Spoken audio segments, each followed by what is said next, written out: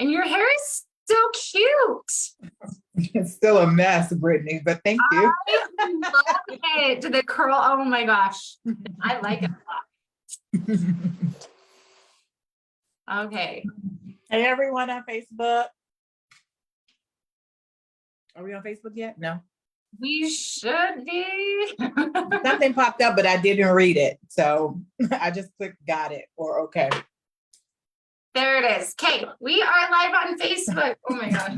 My hair is like, see, I just want those natural, beautiful curls. That's what I've always wanted. And then guess what? Do you know what happens when I perp my hair to do it? It doesn't look like that and it goes frizzy and then it all falls out. So I went, mine's get frizzy too, but no. It's not all that is cracked up to be, Brittany.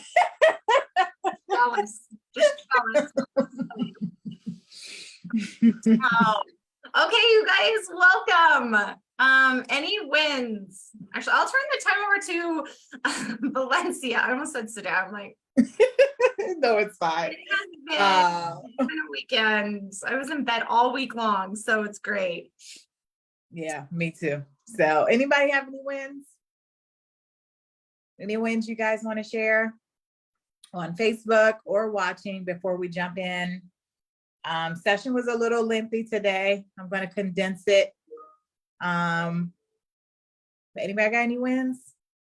My win is I'm back. My grandmother passed away and I kind of been a little down, but I'm back this week. So Yeah, that was unexpected, correct? Sorry, kind of unexpected. Yeah, kind of unexpected. So she's 84, but still. Still, I hate death. Yeah. It sucks. Yeah, it does. So, all right, I don't see anything, so I will just jump on in. Today Eric talked about stories. He has been going through a list. I kind of missed some of last week, but you can definitely catch all of the replays in the group if you missed any of the first 12. Today was number 13, really focusing on how to promote. And this one was all about stories. And I really like this one because if you haven't been to the All In tour, the one that I attended in Baltimore, they talked a lot about stories. So this was really, for me, reinforcement of pretty much being a story collector.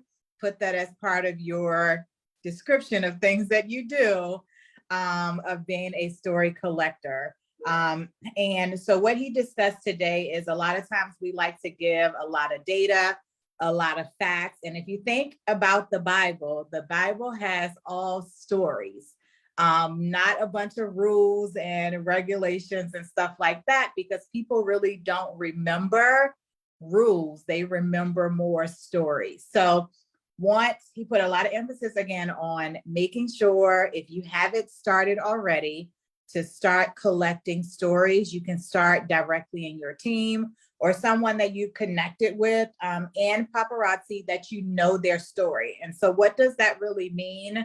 Meaning, Brittany has a number of children. So if I wanted to relate to someone that has a lot of children and think that they cannot start their own business, I could talk with her about Brittany's story, or I could ask Brittany to share her story with this potential business partner, or someone that may be a teacher, or someone like Mama Frank, who has had a health condition, or me and Brittany kind of relate with premature babies.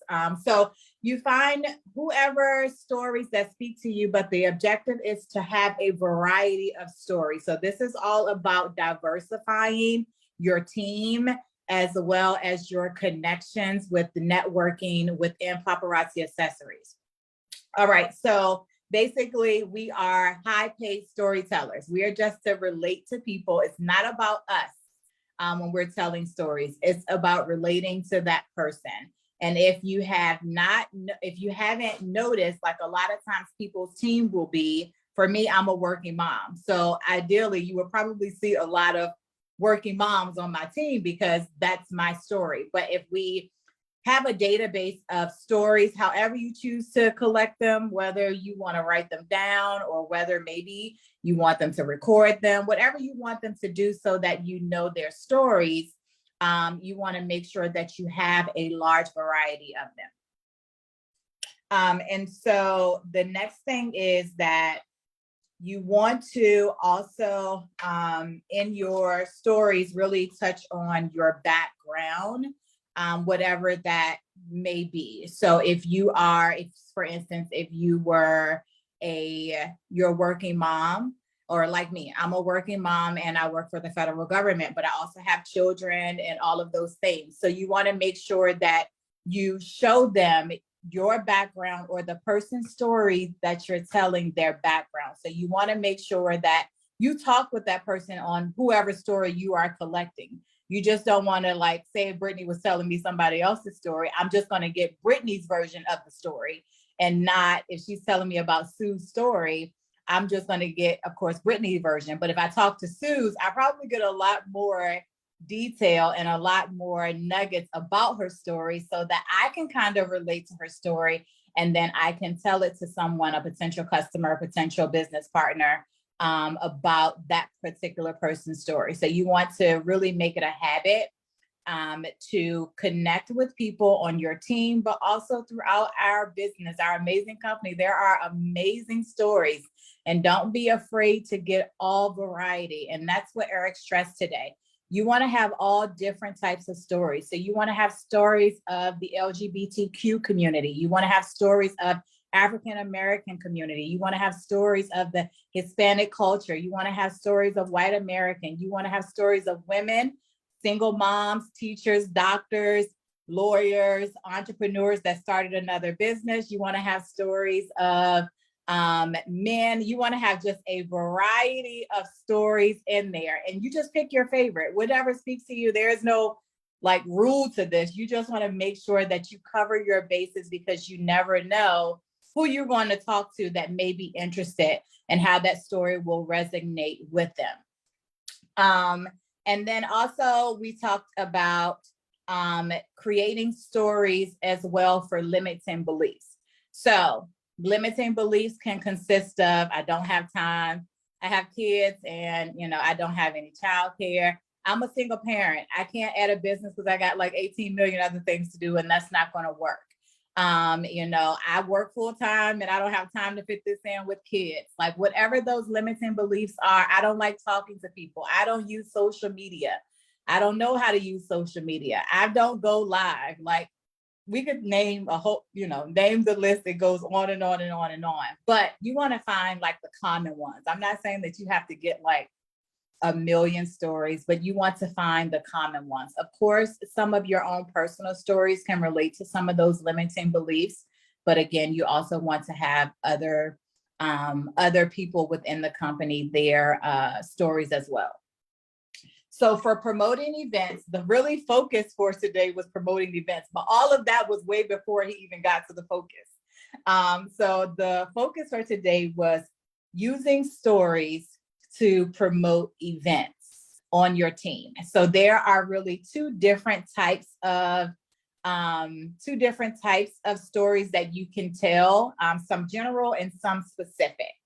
So the top two general kind of stories that you want to have is people who have attended an event and their life or their business has changed. So you just want to have their story of maybe, Janet went to convention and she left convention empowered, and she left convention and booked like 1 million events, and she just gained 1 million customers. You want to have that story. So Janet, I'm going to take your story. No, but you want to have that story so that you can tell that if you have someone that's on your team that will say, I'm not going to an event. I don't see the benefit of going to an event. You just want my money, whatever that may be. Excuse me. And then the next one is you want the story of someone who didn't attend an event. Sorry, I need some water. Who didn't attend an event, and they started they started to attend an event. And so those are the two generals. So again, the general one is people who have attended an event and their life has changed. And then the second one is someone who has never attended an event and then they started going to an event. Other specific stories that you want to have is, again, back to those limiting beliefs. Limiting beliefs of maybe someone saying, I got a fling in my throat, you guys. Someone saying that they have no time or no money, no childcare. They're not successful enough to attend. So those limiting beliefs can also be stories that you can also tell to those people with those limiting beliefs. So maybe you felt like you have no time or you have no money, right? We always talk about sell your way to convention. So you can tell a story about someone who has sold their way to convention to someone on your team. So again, the focus is to identify those limiting beliefs in all scenarios. So whether you're promoting an event, whether you are recruiting, find those people that have different backgrounds from you that speak to you and collect their stories, whatever that looks like, whether it's a video, whether it's just writing down a few notes that you can remember. Make sure that you are connecting with that person. You start with the people that are on your team. If you feel like you don't have anybody on your team, you definitely can start also in our 90-day duplication, 90-day social media, 90-day recruiting. It's a lot of us that have connected here, and I'm going to be reaching out to a number of you myself to just hear your story, because a lot of times we really don't know that. We may have connected, but we really don't know, kind of the background of how you've transformed in your paparazzi business. And then you also want to have stories. You may find it out while you're talking to them, but also identify limiting beliefs. So maybe after I hear your story, I may put, Janet into, she didn't know how to utilize social media. I can also use her story for that. I can use it for maybe a teacher and maybe for that. So just organize it, but start to be intentional about collecting stories was today's discussion. So hold on, I'm going to unpin this. Okay. This is something that I think is huge, just stories in general, because by you connecting with people, you show that you are relatable. And I feel like this is something in everyday life. Eric has said this before, that the trainings that you get in this business within network marketing is going to help you in all aspects of life, which we'll say I had the opportunity, because we say it with a smile, to speak in my church on Sunday. And you guys, getting up in front of people is not like, a lot of people are scared of that. Me, I don't have a fear of that whatsoever. Like, I'm like, oh, I can get up in front of people. Where I have issues is where I went against everything that I stand for. And so what I mean behind that is I talk about stories. I try to relate with people. So me trying to go on the religious side of standing up and saying, here, I'm going to read this talk, or I'm going to do this. That's not my personality. That's not my charismatic. And that's when, and I saw the difference between people that were sitting there like, oh, I'm going to give a talk. People were falling asleep. Where me, I was just like, I'm not doing this. And so I totally tried to gear away from it. And then once I started telling stories, people perked up, and I was relatable. They could understand, they could feel me. And so this is something that as you're doing this training, as you're learning things, as you talk to people, collecting stories, this is something that's going to help you not only in your business to connect with people, but throughout your life and everything you do. And it will help you going forward. And so that's what I love about these trainings is it's as you talk to team members, you're going to think, oh, there's so much stuff that we get from the social media, from the recruiting run, and from this. But it's like, oh, I don't have a team, I can't do this. You guys, this is stuff that you're banking up, And as you talk to people, you're banking it up. So when you talk to somebody Valencia, that has premature twins or premature kids, it's like, oh, I know nothing about that. But since you've talked to people or you've heard their stories, but I do know somebody that has been through that, and I've heard their story, and I can just say, I see how it's changed her life. And this has been the best thing because of XYZ. And so this is something that as you practice more and more, that like there's times that I hear some of these trainings, it's like, okay, well, that's not going to help. How is that going to help me in my business right now? How is this going to, I don't have a team, or I don't have this, or this isn't going to help me, where you guys, it comes back and it helps you in ways that it's like, aha, I got it. And it could be a year later, 6 months later, 5 years later, who knows? Totally agree. Here's my little tidbit there. But I was just sitting there, I was laughing because I was like, I have to like, I was trying to like do something without telling stories. And I think you hit it straight on, that it's like, that's how it's like, oh, it just makes your mind just wake up. It's like, oh, I get that. Oh, that makes sense. It's much more relatable, and you can, because at some point when you continuously do it, you start to actually feel the emotion of somebody else's story.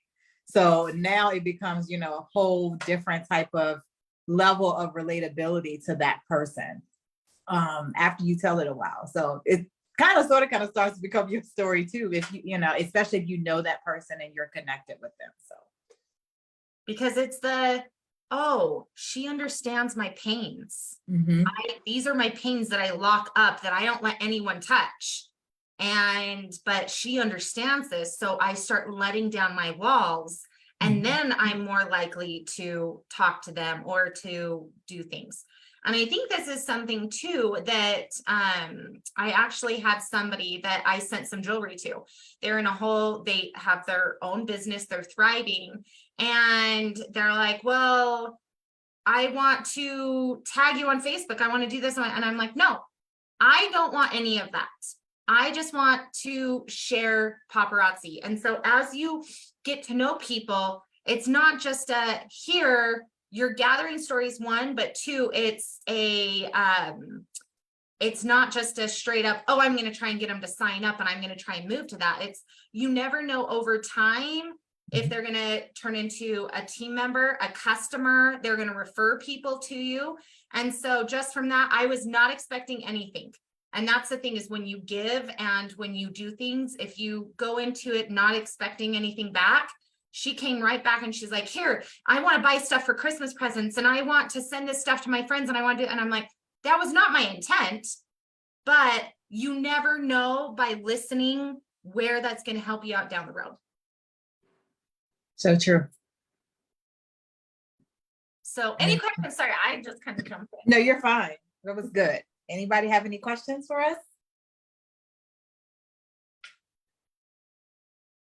Or input? You have like 4 minutes, 5 minutes. Nothing. Well, if not, then we'll just end early and I'll go pull up all my screens for new releases because I have a problem. Valencia had seen my setup. I have legit my screen, and then I have these two huge screens, and everything's all over. Well, I love you guys. Thank you guys for jumping on. I hope you guys got stuff out of this today, and hope you have a fabulous week, and we will see you tomorrow. Bye, y'all. Thank you. Thank you. Today was good. I took notes. Bye. See you Bye. later. See you Good job. tomorrow. Bye.